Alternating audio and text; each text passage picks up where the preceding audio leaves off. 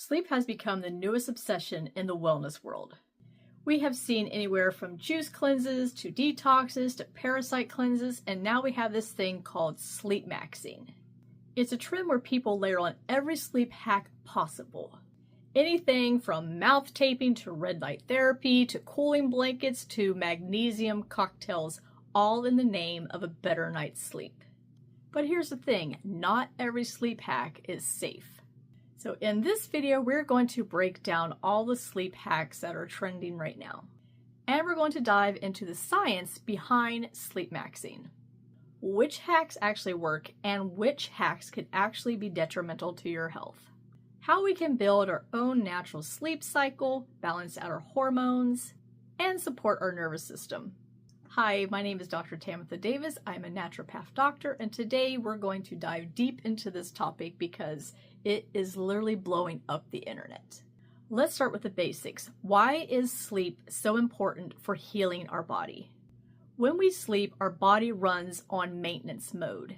Your brain clears toxins, your cells repair damage, your gut resets, and your hormones start to rebalance.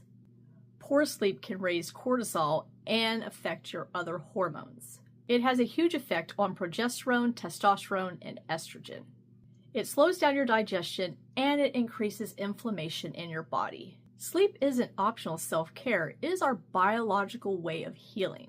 We're going to take a look at what science actually says about sleep. And we're not going to talk about the TikTok version of it, but real evidence-based. A 2025 study of Nature Communications had found that people who stop working or work out 4 hours before bedtime, it actually delays their melatonin and makes it harder to fall asleep. They suggest that the best time to actually exercise is in the morning or early afternoon. Now we're going to talk about our diet and our sleep connection. Research from the University of Chicago shows that people who eat more fruits and vegetables, nuts and seeds actually sleep longer than those who are eating animal products and high diet rich in processed foods. The fiber in these foods help to stabilize blood sugar spikes. And a stable blood sugar means that you're not going to be waking up in the middle of the night.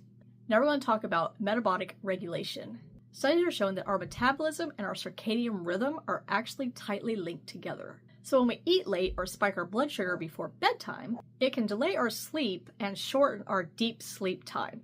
So you don't want to be eating a whole bunch of chocolate and candy and ice cream and chips before bed, or even your heaviest meal. That's why whenever you eat dinner, you want to make sure you're eating it at least 3 hours before you go to bed.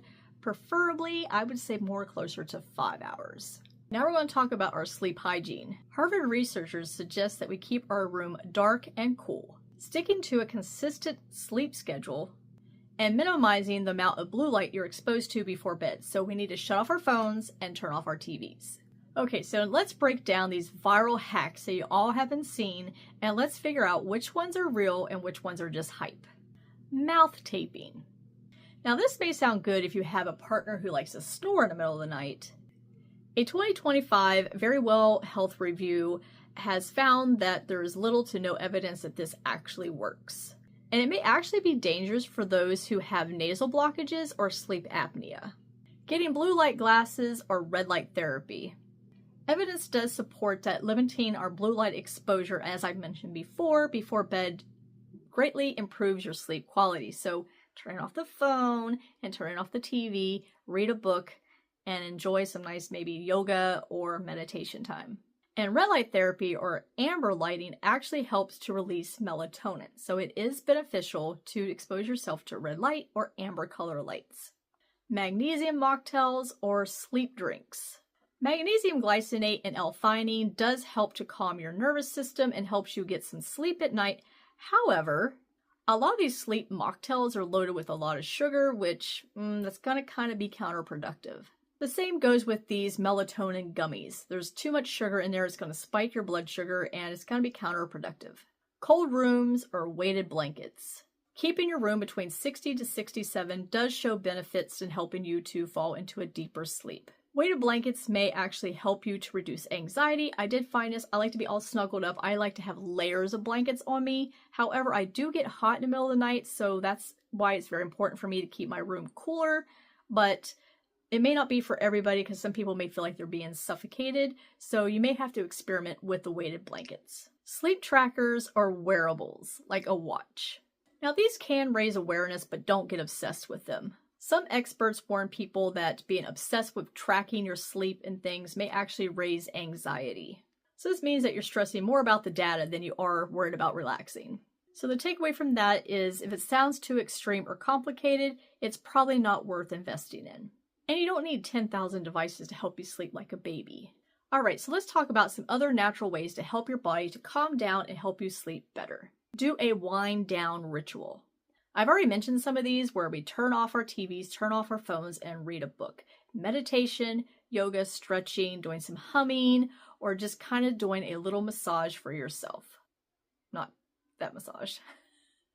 I like to drink herbal teas before bed. That can be chamomile, lavender, lemon balm, valerian, and I like to just have some nice music playing and also go into meditation that way too. Sometimes I'll even take a nice warm bath before bed. This can also be a good time for you to do some journaling.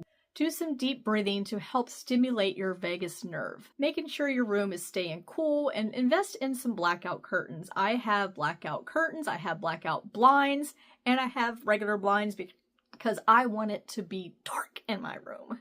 I have a diffuser. I like to put lavender essential oils in it, or I even have like this blend that I bought. I'm not sure all the essential oils that are in there, but it's more calming and relaxing. Sometimes I use it for meditation, but it just helps to relax your nervous system. In the morning, when you wake up, get outside and get some natural sunlight because this helps to reset our circadian rhythm. Avoid heavy meals and caffeine late in the day. So we don't want to be eating chocolate bars at like 6 p.m. or having that big dessert right before bed. Go to sleep and wake up at consistent times. I know this may be harder than it sounds, but we need to make sure we're getting into a nice rhythm. Making sure that we're eliminating stress as much as possible because when our body is stressed out, we're in that fight or flight and it's very hard for us to fall asleep and we'll keep waking up. So once we let our nervous system know that our body is safe, we'll be able to go into a deeper sleep. And remember, sleep isn't something that you hack, it's something that you honor. You don't have to tape your mouth shut and you don't have to spend $400 on some little tracker. Listen to your body and respect its natural rhythm. If this video helped you to understand your sleep better, hit the subscribe button. Share this with somebody who may need a little bit of extra help with creating a ritual. They need some tips and suggestions. And remember, healing happens when your body feels it's safe enough to rest. Thanks for watching and I'll see you guys in the next video.